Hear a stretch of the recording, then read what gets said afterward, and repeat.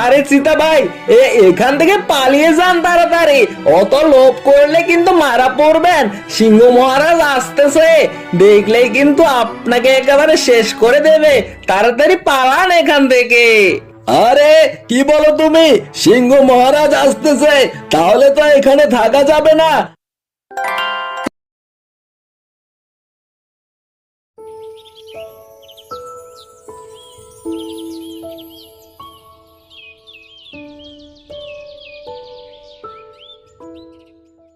অনেক দিন আগের কথা, এক বনে বাস করত এক চালাক শিয়াল।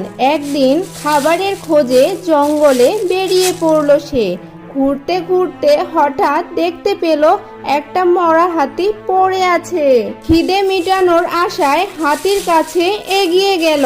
দাঁত দিয়ে হাতির চামড়া কাটতে চেষ্টা করলো, কিন্তু পারল না।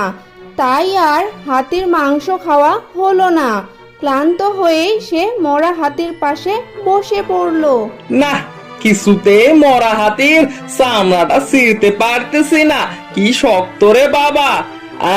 দাঁতগুলো একেবারে ভেঙে যাচ্ছে।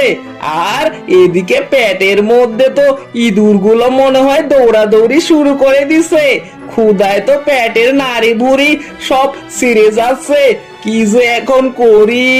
হঠাৎ তার কানে এলো সিংহের গর্জন। সিংহ তার দিকে এগিয়ে আসছিল।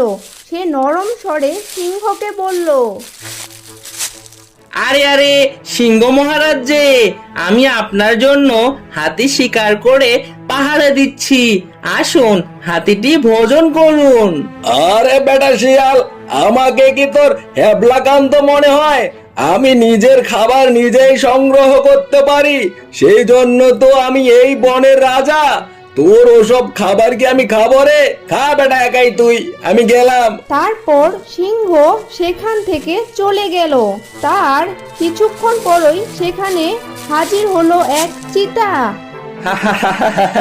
আরে চিতা মিয়া যে, আসো আসো, তোমার জন্য এই হাতিটা একটু টেস্ট করে দেখো। এই হাতিটা সিংহ মহারাজ শিকার করে রেখে গিয়েছেন। আরে শেয়াল ভাইয়া, এটা কোনো কথা হলো? সিংহ মহারাজের শিকার আমি কেমনে খেতে পারি? আমি খেতে পারবো না। এই মহারাজ না হলে রাগ করবেন, তখন আমি তো এই বনে থাকতে পারবো না। ওটা আমি করতে পারবো না। আরে আরে, কি যে বলেন না আপনি! সিংহ মহারাজ টেরই পাবে না যে আপনি ওটা খাচ্ছিলেন।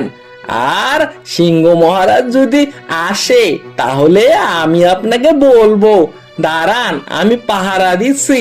আপনি ততক্ষণে এটা একটু টেস্ট করে দেখুন কেমন। আপনার ভালোর জন্যই বলতেছি। আজকাল তো ভালো শিয়াল তেমন খুঁজেই পাওয়া যায় না। এই বনে আমি একমাত্র ভালো শিয়াল। ও আচ্ছা, তা বেশ বেশ। তুমি যখন পাহারা দেবে, তাহলে তো এই হাতিটাকে খেতে আমার আর কোনো বাধাই নেই। তোমার মতো ভালো শিয়াল আমি আর কোথাও দেখিনি। তুমি খুবই ভালো। নিজের প্রশংসা শুনতে আমার খুব ভালোই লাগে। তা আপনি নিশ্চিন্তে ওই হাতিটাকে কেটে কুটে খেয়ে ফেলুন। আমি এদিকে পাহারা দিচ্ছি যে সিংহ মহারাজ আসতেছে কিনা। আপনার কোনো চিন্তাই নাই। নো চিন্তা ডু ফুর্তি। হ্যাঁ, অনেক কষ্টের পর হাতিটাকে কেটে ফেললাম। এবার এটাকে জমিয়ে মাখো মাখো করে খাবো। তখন আমার পেটে শুধু শান্তি আর শান্তি। ওম শান্তি শান্তি শান্তি।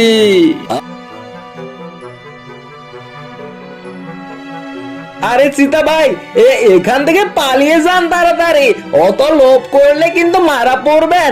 সিংহ মহারাজ আসতেছে, দেখলেই কিন্তু আপনাকে একেবারে শেষ করে দেবে। তাড়াতাড়ি পালান এখান থেকে। আরে কি বলো তুমি? সিংহ মহারাজ আসতেছে? তাহলে তো এখানে থাকা যাবে না। আমাকে দেখতে পেলে তো তিনি আমার 14 গোষ্ঠীর 12টা বাজিয়ে দেবেন। পালাই তাড়াতাড়ি করে।